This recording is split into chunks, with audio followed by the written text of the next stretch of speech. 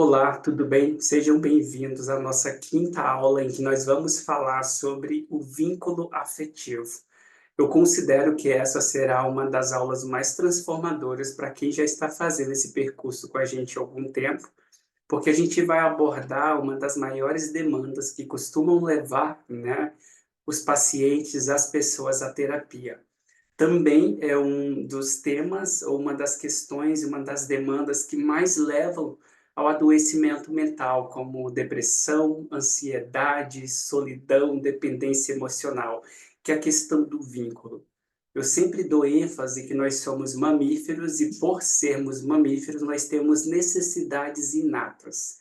E uma das necessidades, fisiológicas, mentais, psicológicas mais importantes que constitui todos os mamíferos é a necessidade de vínculo, ou seja, a necessidade de se conectar, de se vincular a outras pessoas.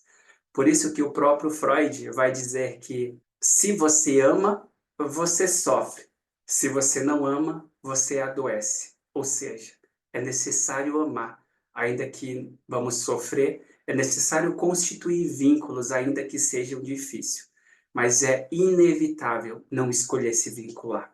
Vamos falar sobre esse tema.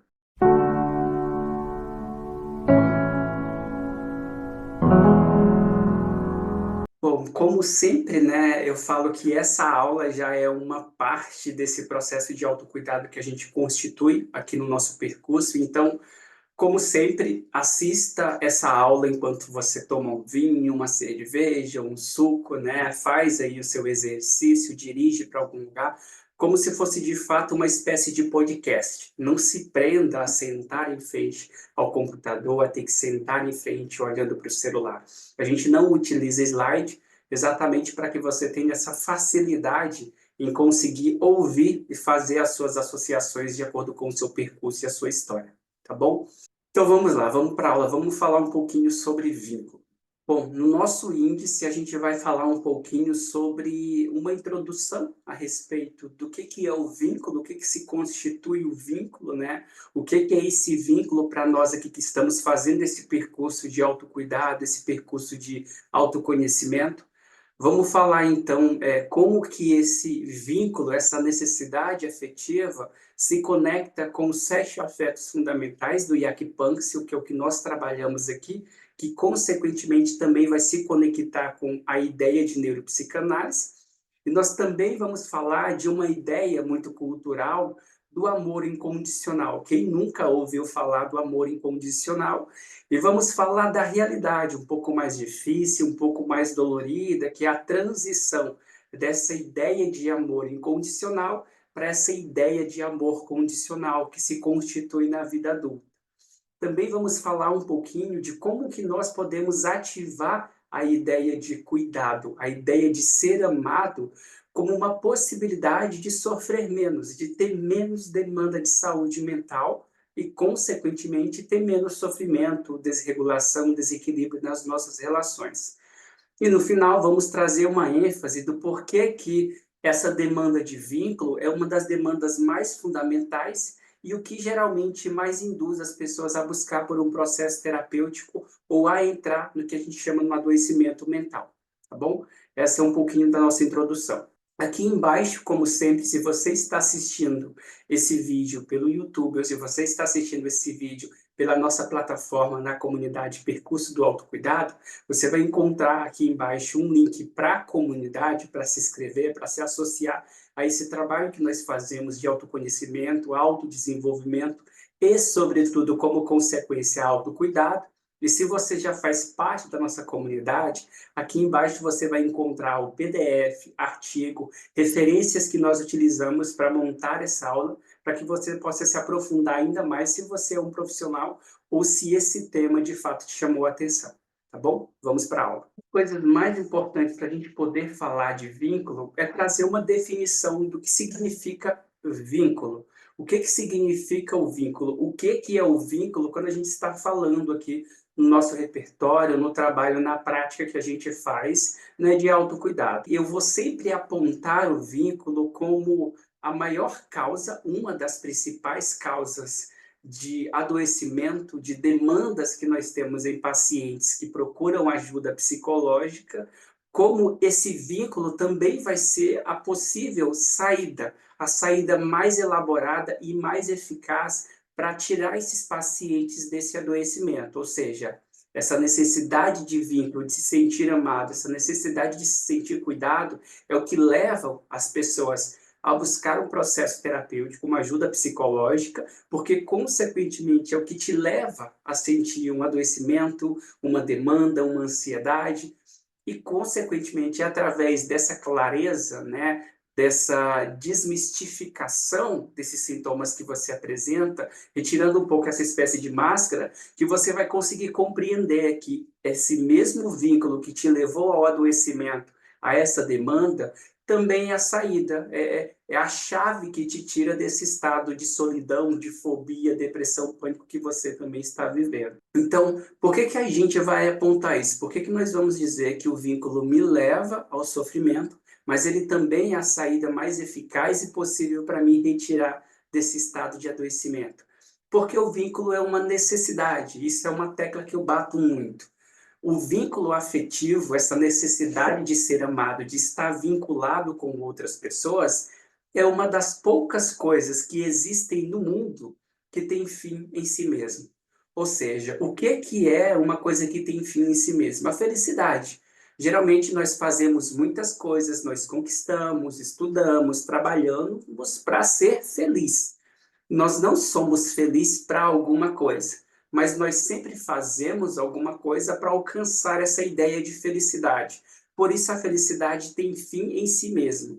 De igual forma, a necessidade de se sentir amado, a necessidade de se sentir cuidado, vinculado a alguém, é uma dessas poucas coisas que tem fim em si mesmo. Porque, através do processo terapêutico, quando você vai dialogando com o paciente, fazendo ele trazer essa livre associação, esse retorno a vários episódios que ele viveu, né, da vida dele, várias experiências que ele constituiu, esse paciente vai tomar ciência que muito do que ele faz, do que ele conquistou, de quem ele se tornou, foi unicamente ou consequentemente para buscar esse amor, para buscar esse vínculo, para garantir a preservação desse relacionamento, dessa família, desse amor, ou para buscar a validação, comprovar para esse pai, para essa mãe, para essa sociedade, para si mesmo, para um eu em mim, para uma voz que diz que eu não sou bom o suficiente, que sim, eu sou bom, que sim, eu mereço ser amado. Então, o dinheiro que eu conquisto, os estudos que eu tenho, a capacidade, o reconhecimento em quantidade social, a fama, a popularidade, está vinculada como fim se sentir amado, se sentir vinculado, se sentir validado e cuidado por alguém. Então, a necessidade de vínculo, como ela é inata, ou seja, nascemos com essa necessidade, ela constitui uma dessas poucas coisas que tem fim em si mesma. E aí eu já poderia dizer quantas coisas você reconhece na sua vida, nesse percurso que você está transitando agora, ou talvez na faculdade que você está fazendo, no trabalho, na atividade que você está exercendo, às vezes que você se arruma, né, em frente ao espelho, uma maquiagem que você passa, um carro que você compra, uma roupa que você veste, para buscar essa validação do outro, para buscar esse reconhecimento do outro. E aí, claro, a gente vai ter uma cultura muito, né, dessa ideia de dizer que eu não preciso do outro para ser feliz, a gente vai ter muito essa cultura individualista, mas isso não é científico. O que é científico é dizer sim, eu tenho necessidade de ter vínculo com outras pessoas. Todos os mamíferos têm essa estrutura, né, cerebral, essa estrutura bioquímica, essa constituição fisiológica que vai dizer que sim, você precisa conviver com outras pessoas. Não é só uma questão de escolha, é uma demanda de sobrevivência. Para sobreviver, eu preciso de vínculos. Se eu não tenho vínculos, isso vai trazer uma consequência. E nós batemos muito nessa tecla, nesse tempo de rede social, de que não, eu não preciso do outro para ser feliz. Essa ideia de felicidade. Mas não é precisar do outro para ser feliz, é precisar do outro para sobreviver. E mesmo nesse exercício de solitude, que a gente vê as pessoas pregando muito nas redes sociais, viver essa solitude construir esse cenário, essa experiência de solitude a partir do que é construído pelo outro. A música que eu estou ouvindo, que é constituído por uma outra pessoa, que sentiu um afeto, uma inspiração através de uma outra pessoa, o vinho que eu estou tomando, o refrigerante, o suco, essa casa, a tecnologia, os aparelhos que eu utilizo, a roupa que constitui esse cenário, essa realidade que eu escolhi de solitude, ela é montada, ela é produzida por outras pessoas. Então, de certa forma, até viver essa solitude me obriga, de certa forma, a estar vinculado com outras pessoas. Isso defende a ideia da neurociência de que sim, nós necessitamos dos outros para sobreviver. Quem dirá para experimentar o que a gente fantasia como felicidade, né? E aí dizer eu não preciso do outro para ser feliz, não é dizer que sim, você precisa do outro para ser feliz, quando falamos se referindo somente a relacionamentos, estou me referindo à realidade, aquilo que te entra como demanda, aquilo que você experimenta como indivíduo real nessa vida que te obriga, de certa forma, a estar vinculado com o outro ou com aquilo que o outro produz através do vínculo que ele constitui com outras pessoas. Então, esse vínculo é inevitável.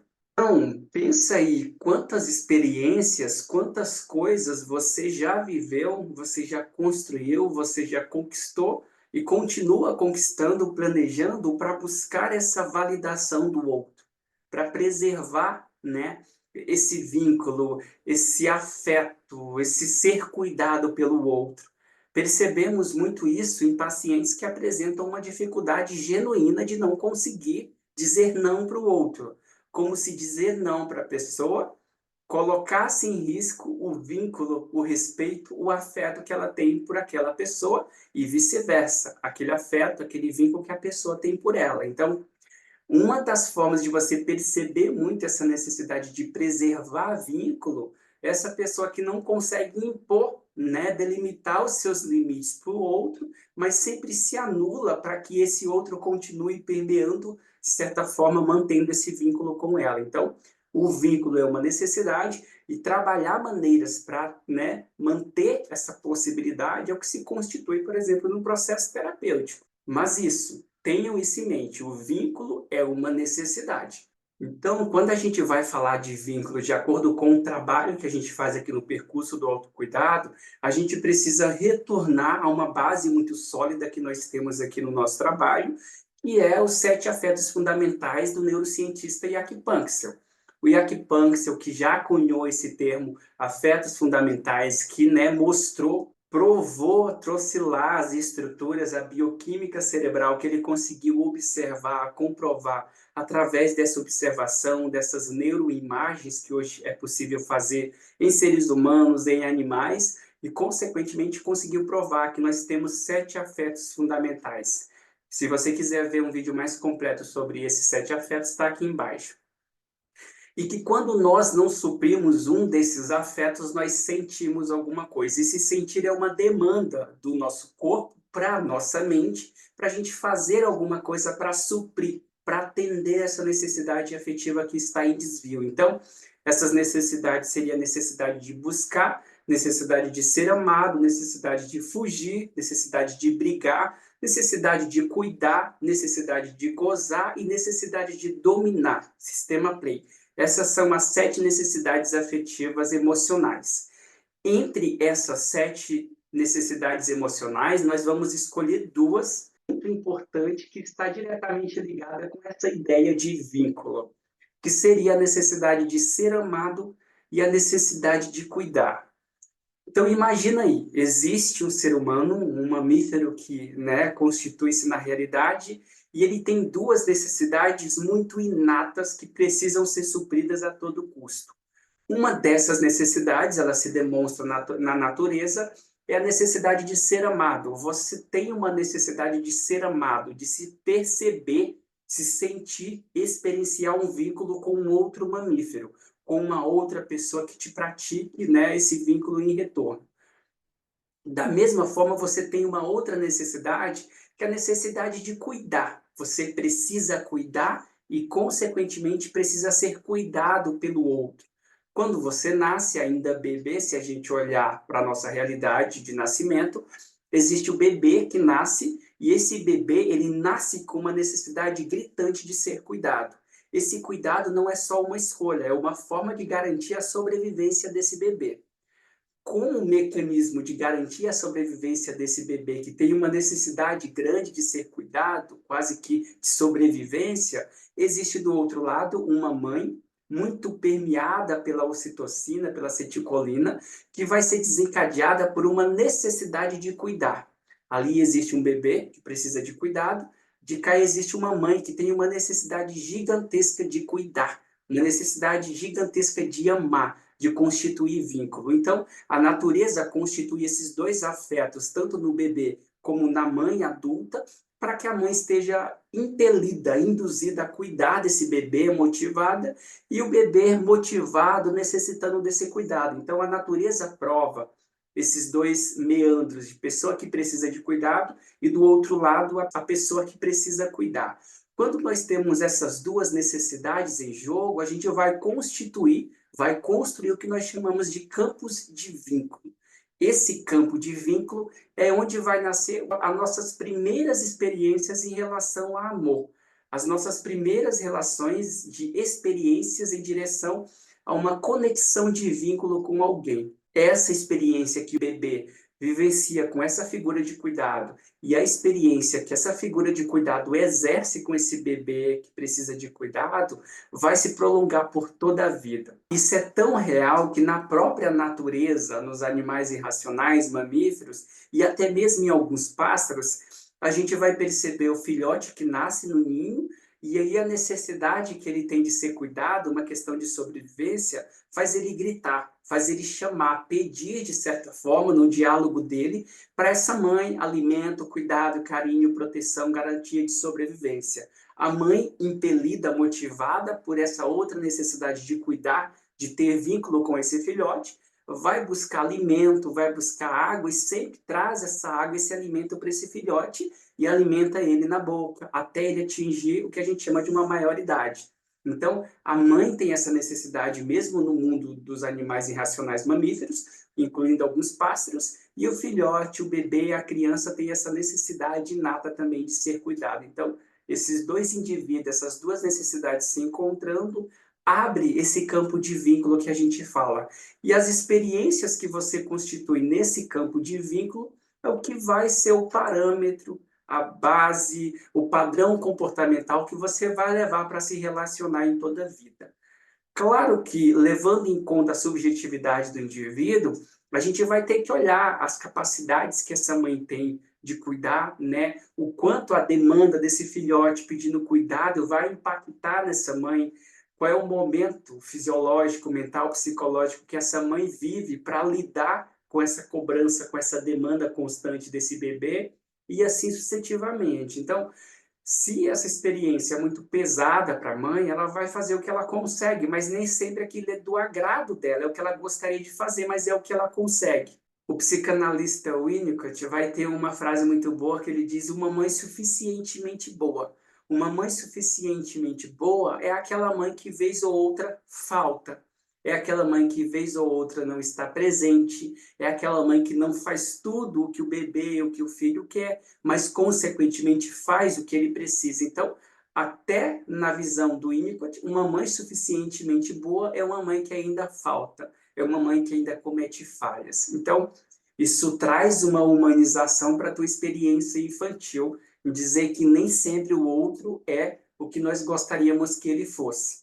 Pai, mãe, essas figuras cuidadoras, geralmente são o que elas conseguem, né? Replicam ou passam adiante aquilo que elas receberam. Então, acho que isso já diminui significativamente os traumas, um pouco das demandas que nós temos em relação à insuficiência, à frustração, em relação à criação, ao afeto que nós recebemos. Difícil cobrar de pais e mães afetos que, geralmente, no tempo deles ali, 80, 70, 50, afeto não era uma coisa tão comum, não era uma coisa que tivesse o estatuto infantil da adolescência que garantisse que esse afeto precisa de alguma forma ser dado pela escola, pelos pais, pelas figuras cuidadoras. Então, nessa relação que eu utilizei da mãe com o bebê, o filho que nasce e a mãe que deu à luz, existe uma idealização cultural, e eu sempre bato nessa tecla que isso é uma criação cultural, que é a ideia do amor incondicional. Existe a ideia do amor incondicional.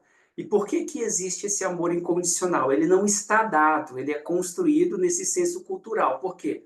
De um lado, existe um bebê que não tem a mínima condição do que ele precisa fazer, de quem ele precisa ser, do que ele precisa conquistar, de que circunstâncias ele precisa criar para ser amado, para receber afeto, para receber amor, para receber cuidado. Ele simplesmente é. O que o bebê é, insuficiente como ele é, errado como ele é, birrento como ele é, primitivo como ele é, egocêntrico como ele é, o bebê é amado incondicionalmente. Então, essa ideia do amor incondicional está em cima de um bebê que não tem a mínima condição, sequer tem ciência de que ele precisa fazer alguma coisa para ser amado, de que ele precisa ser alguma coisa, fazer de determinada forma para garantir esse amor, para preservar esse vínculo. Como esse bebê não tem condição e sequer tem ciência que ele precisa fazer isso, ele é amado por essa mãe, está impelida por essa necessidade afetiva de cuidar, de manter vínculo, por essa ocitocina, por essa acetilcolina, que são hormônios que vão desencadear a construção desse vínculo para garantir que essa mãe cuide desse bebê, para garantir que esse pai cuide desse bebê, independentemente do que ele seja, de como ele seja, esse bebê é amado. Então, dessa forma se constitui o que a gente vai dizer que é o amor incondicional. É incondicional porque o outro, o indivíduo ali que está recebendo cuidado, não tem como construir um ambiente para ele receber esse amor, para ele receber esse afeto. Dado isso, o que o pai, o que a mãe pode fazer é amar, ainda que o bebê seja como ele é, da forma que ele se comporta e assim sucessivamente. Então aí nasce essa ideia do amor incondicional. Mas ainda assim, nessa ideia de amor incondicional, essa mãe que se doa, esse pai que cuida, essa figura cuidadora que provê, né, esse cuidado, etc., não significa, mesmo dentro desse campo cultural de amor incondicional, que esse bebê não vai se frustrar, que esse bebê não vai ser insatisfeito, que esse bebê não vai ter problemas, que esse bebê não vai ter demora para ter as suas necessidades afetivas supridas. Ele vive muita frustração, ele experiencia muitas coisas que estão do desagrado das necessidades afetivas e fisiológicas dele, como o afeto que demora, a figura cuidadora que não chega quando eu quero, o alimento que não está pronto sempre quando eu sinto fome, mas ainda assim, como esse bebê não consegue elaborar isso, não consegue ter consciência dessa ausência, etc., nos primeiros meses, o bebê ainda se sente nesse amor incondicional. Eu não preciso criar nada, essa necessidade é sempre suprida,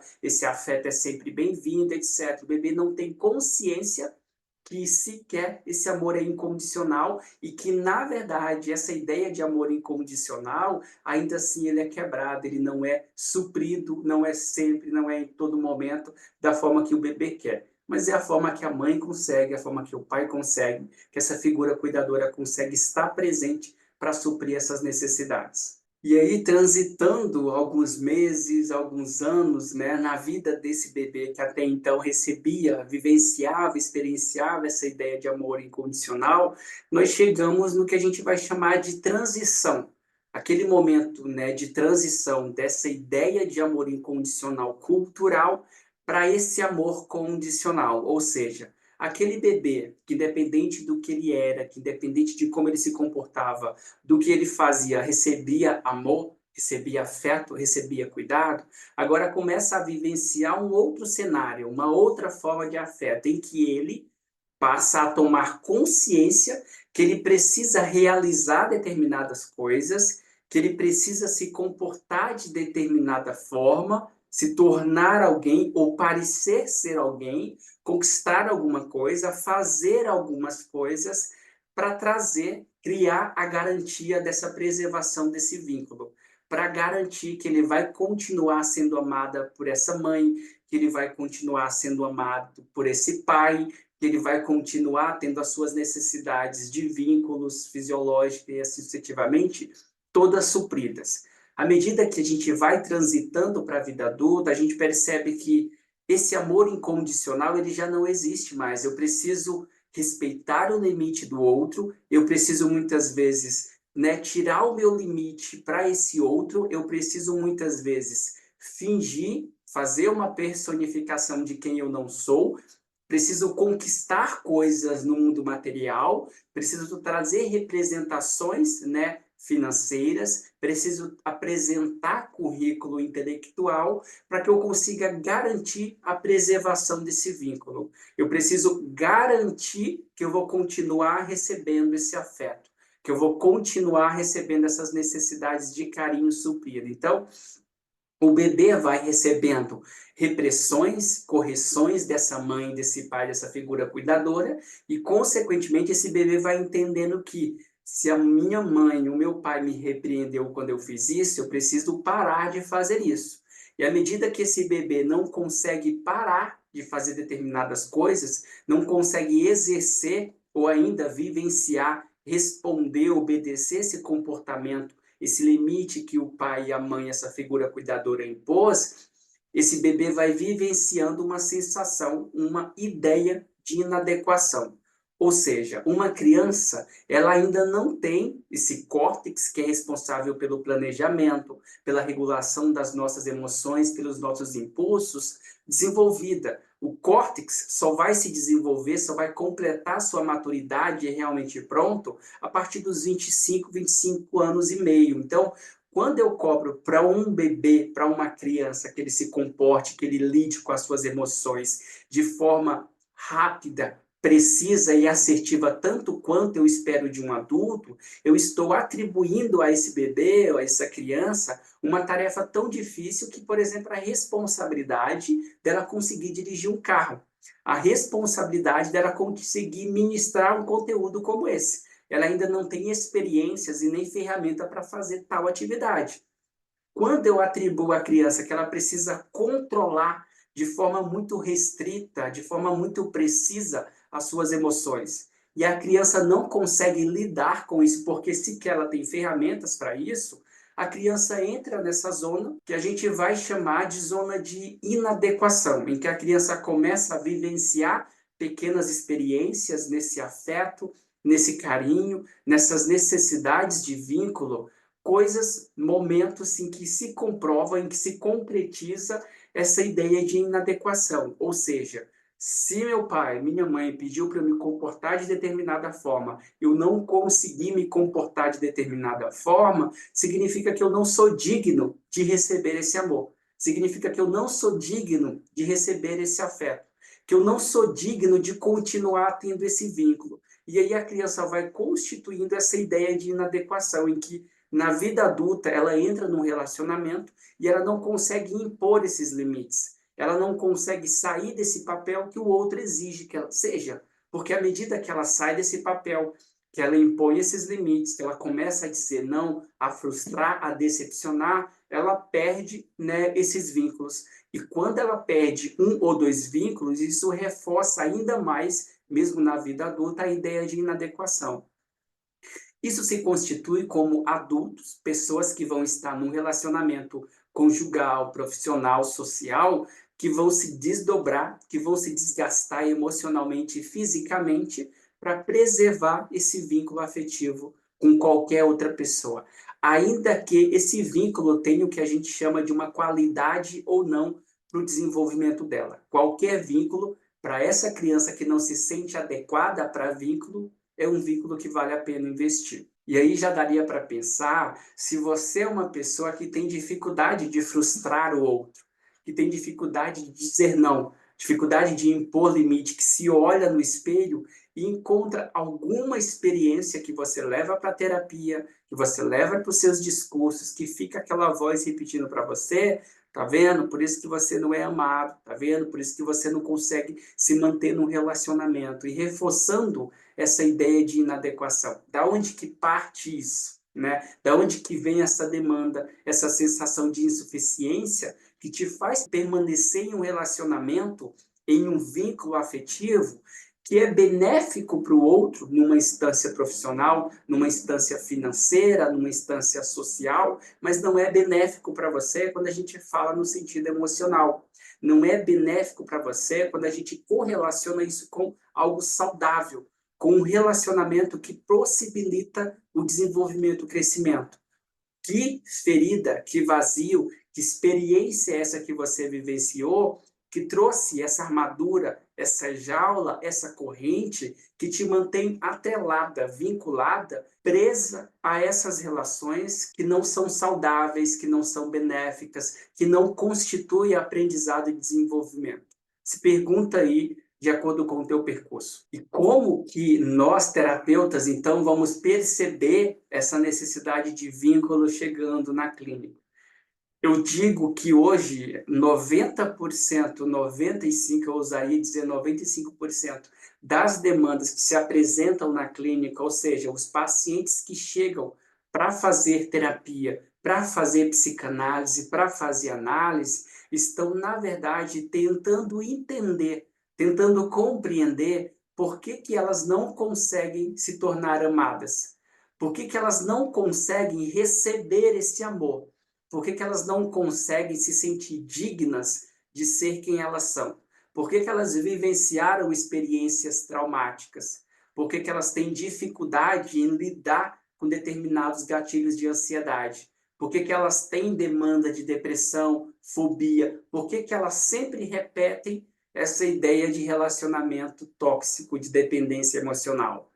Na terapia, um bom terapeuta vai conseguir trazer à tona para esse paciente que essa ansiedade, essa dependência emocional, essa fobia, esse gatilho, essa depressão, na verdade é apenas um elemento, uma espécie de máscara que está sobrepondo a sua real necessidade, que é a necessidade de ser amado, que é a necessidade de ter vínculo. Quando eu disse anteriormente que a necessidade de vínculo, de se sentir amado, é uma das poucas coisas na vida que tem fim em si mesmo, significa que você se sente frustrado quando você vai fazer uma faculdade e você não consegue passar no vestibular, que você se sente frustrado quando você está fazendo determinada situação e é desencadeado uma crise de ansiedade, que você se sente frustrado por ter vivenciado as experiências, os fracassos, os fins, rompimentos de vínculos de relacionamento que você viveu, porque, na verdade, tudo que você busca, para além desses desejos, desses planejamentos, dessas experiências, é confirmar que você merece ser amado. É tentar se autoconvencer de que sim, apesar de todos os erros, apesar de todas as frustrações, apesar de todas as decepções, apesar de todos os relacionamentos que não deram certo, você continua merecendo ser amado. E aí, se você não consegue acreditar nisso, você vai chegar numa terapia com o discurso da ansiedade, com o discurso da depressão, com o discurso das experiências, dos traumas, da malcriação, do afeto que você não recebeu, quando na verdade tudo que você quer, tudo que você precisa é receber amor, é receber cuidado. Mas por que que você não consegue pedir por cuidado? Por que que você não consegue dizer, sim, eu estou carente de cuidado? Sim, eu preciso de afeto. Sim, eu não consigo me sentir amado. Que sociedade é essa que plantou a ideia de que falar que você precisa de amor, que você está amando, que você está se sentindo sozinho, que você está se sentindo carente, é uma ideia de fragilidade, se isso, de acordo com a própria ciência, é uma necessidade inata? Então, pensa aí quantas máscaras, quantas formas de personificação você está colocando em uma demanda que é simples, em uma demanda que é latente. Se sentir amado, se sentir validado, se sentir vinculado.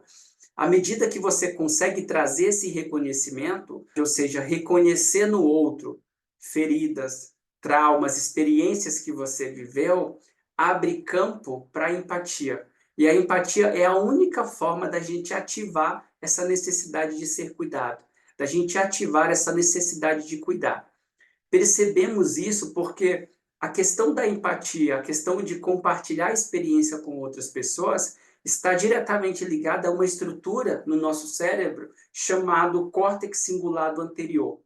essa estrutura no nosso cérebro, ela é hiperativada quando nós estamos fazendo um trabalho voluntário, quando nós estamos dando ajuda para alguém, quando nós encontramos alguém que vivenciou uma experiência traumática, uma experiência decepcionante, igual a que nós experienciamos, igual a que nós vivenciamos. Ou seja, existem estruturas neurológicas, existem bioquímicas cerebrais que estão diretamente ligadas com essa ideia de pertencimento, com essa ideia de vínculo. Se essa empatia ela existe como uma bioquímica, como uma estrutura cerebral, uma fisiologia no nosso corpo, significa que ela precisa ser usada. Então, como que eu consigo construir novos campos de vínculos para eu experienciar ou para eu quebrar essa crença de que eu não mereço ser amado? Como que eu faço para construir novos campos de vínculo, para eu conseguir experienciar novas formas de cuidado, para eu conseguir me sentir amado por uma fala, por um pequeno gesto, por uma pessoa diferente, por um grupo, e não exatamente por aquela figura paterna, por aquela figura materna.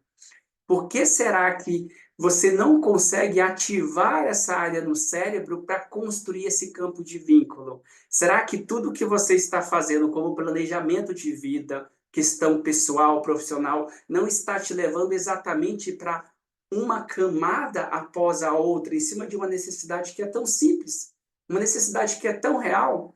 E aí, como você não consegue trazer a ideia dessa fragilidade de que sim, eu preciso de amor, de que sim, eu preciso de cuidado, você vai jogando uma camada de frustração profissional, uma camada de relacionamento rompido, uma camada de faculdade não realizada, uma camada de crise de ansiedade, uma camada de depressão, sobrepondo uma única necessidade, tão simples, tão necessária, tão possível de ser solucionada dentro de um processo terapêutico, que é a necessidade de se sentir vinculado, que é a necessidade de ser amado. Se você ainda tem alguma dúvida de que muito das coisas que você faz na vida estão diretamente ligadas a essa necessidade, para pensar o rumo, o direcionamento, as escolhas que você está fazendo na sua vida hoje. A viagem que você quer fazer, a roupa que você escolheu para ir para a faculdade, para ir para uma festa, a festa, a faculdade, a profissão, o trabalho que você escolheu, um vídeo, uma aula que você está assistindo, o quanto isso está sendo feito por si mesmo, ou o quanto isso está sendo feito para si mesmo, porque na verdade você quer provar para esse outro, para essa mãe, para esse pai, para essa sociedade, que você merece ser cuidado, que você merece amor, que você é sim alguém digno de ser amado, de ter vínculo construído.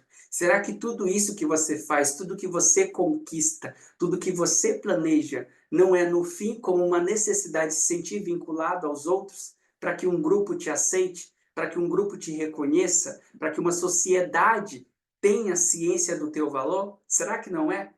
Que aí olhar para o teu percurso é pensar isso. Se eu tenho consciência que eu preciso disso e eu não vou conseguir, talvez por ironia do destino, reviver essa experiência com os meus pais, com as figuras materna e paterna, como eu posso então ativar essa empatia e consequentemente abrir campo para esse cuidado, para eu me sentir cuidado pelo outro? Através da vulnerabilidade, ou seja, trazer à tona a tua vulnerabilidade com uma figura ou outro, com um amigo ou outro, com uma figura, um líder religioso, um líder do grupo que você frequenta, do trabalho, mas construir vínculo com pessoas que você consiga compartilhar vulnerabilidade. Pessoas, raras pessoas, que você consiga falar das suas dores, que você consiga falar dos seus medos, das suas decepções. E à medida que você compartilha dores, gera identificação com o outro, você abre campo para esse vínculo. A gente pode perceber isso em grupos religiosos, partidos eleitorais. Quantas pessoas se conectam, se alinham, se colocam dentro de um grupo e defendem esse grupo a ponto de ofender o outro grupo só para preservar essa necessidade afetiva de estar vinculado, essa necessidade afetiva de estar ligado com outras pessoas. Então, se você olha isso para a realidade, é perceber, por exemplo, na arte, na música, no poema, quantos autores, quantos cantores escrevem músicas, canções, séries, filmes, e esses materiais artísticos nos geram, nos ativam uma ideia de emoção, uma ideia de se sentir impactado por aquele filme, por aquela cena, por aquela música, porque isso ativa em nós uma ferida, uma dor que é semelhante com a desse ator. Uma ferida, uma dor, uma necessidade afetiva que é semelhante com essa atriz, com esse cantor, com esse compositor e assim sucessivamente. Então, existe esse campo de identificação. Ele é dado, ele é uma necessidade que todos nós temos. Mas não é porque você vivenciou alguns relacionamentos, que você compartilhou algumas histórias da sua vida, que de certo modo você vai sempre ser decepcionado. Não. Encontre pessoas, né? Eu sempre falo, vai garimpar pessoas no meio de 8 bilhões de pessoas que você consiga trazer a sua vulnerabilidade e que não vá usar essa vulnerabilidade, essa fragilidade, esse erro seu como uma espécie de superego para te punir, para apontar o erro que você cometeu. Isso é muito nítido dentro de um processo terapêutico. Talvez a terapia, o processo terapêutico, seja essa possibilidade de encontrar esse outro que me escuta e que, consequentemente, me permite falar sobre os meus erros, sem me trazer um julgamento. Encontrar um profissional que consiga validar os meus medos, as minhas experiências e dizer, tá tudo bem, eu também tenho necessidade de ser amado. E aí a gente vai chegar no ponto chamado de autorrevelação terapêutica, que é quando o terapeuta ele traz pequenos elementos da sua própria vida para dizer, demonstrar a esse paciente que ele também tem vulnerabilidade, que ele também é humano, mas que ainda assim a vida está continuando. Então, criar campo, construir vínculo, ainda que raro, com pessoas que você consiga compartilhar sua fragilidade. E esse campo aqui, o percurso do autocuidado, é exatamente isso. É esse espaço que você pode compartilhar a sua dor, que você pode assistir uma aula como essa e comentar embaixo. Eu vivi isso, isso me dói. Quantas pessoas me escrevem, deixam aqui nos comentários, frases dizendo que eu sempre vivi assim, eu sempre me senti assim, porque esse campo, essa comunidade, é um espaço para você vivenciar essa ideia de insuficiência, para você trazer essa ideia de eu me sinto inadequado e a gente conseguir trabalhar em cima dessa inadequação e, de fato, comprovar se ela existe. De fato, se não é uma ideia que você construiu, né, à base de experiências muito infantis, muito primitivas, muito negligenciadas que você vivenciou na sua infância, com os seus pais, com outras figuras. Então, criar campos, encontrar grupos que não vá pegar a tua fragilidade e usar essa fragilidade, esse erro seu, para te punir, para te condenar, mesmo dentro de um processo terapêutico, é a possibilidade de reativar essa necessidade de vínculo. Porque à medida que eu trago a minha ferida, que eu falo, não, eu, Eduardo, vivi isso, há um despertar em você que quer cuidar de mim. Há algo em você, há uma região, uma bioquímica cerebral que quer vincular você a mim. Há uma necessidade de cuidar daquele que sofre. Há algo que demanda em mim, que me impele a fazer isso. Quando gera essa identificação através da empatia, neurônios espelho, isso se torna muito mais possível e real. Então, sem sombra de dúvida, eu afirmo, 95% das demandas que chegam na terapia são pessoas que estão em busca de afeto. São pessoas que estão tentando suprir a necessidade de ser amada, a necessidade de se sentir cuidados. Então, trabalhar a vulnerabilidade em contraste com o outro que também partilha dessa vulnerabilidade é ativar essa necessidade de ser cuidado e, consequentemente, se abrir para ser cuidado pelo outro. Pensa aí hoje no teu percurso, nas tuas relações sociais, conjugais, se você tem campo para partilhar as tuas fragilidades, as tuas vulnerabilidades. E como que isso é validado? A família seria um campo muito possível, talvez o campo mais ideal e, consequentemente, talvez o campo mais inadequado, porque a família se sente no direito de pegar um erro, uma decepção, um passado que você viveu e atirar isso na sua cara e reforçar essa ideia de que não, você não merece ser amado, de que não, você não é bom o suficiente. Então, nós precisamos ser cuidado. Mas muitas vezes, para ser cuidado, eu preciso demonstrar que eu quero ser cuidado. Eu preciso pedir, eu preciso exclamar, expressar essa necessidade que eu tenho. E eu preciso e posso construir vínculos que me possibilite fazer essa troca de cuidado, essa troca de afeto. Isso diminui significativamente as demandas de depressão, aquilo que você entende como ansiedade, como fobia, pânico. Por quê? Porque você se sente vinculado, você se sente integrado a um outro. Você percebe alguém que vivenciou uma experiência tão dura, tão dolorosa, tão traumatizante quanto a sua, e que sobreviveu, e que atravessou essa experiência e saiu do outro lado. Então, construir essas experiências a partir do momento que eu encontro pessoas que entendem a minha dor, que respeitam as minhas fragilidades, as minhas limitações, é possibilitar, então, ser cuidado pelo outro.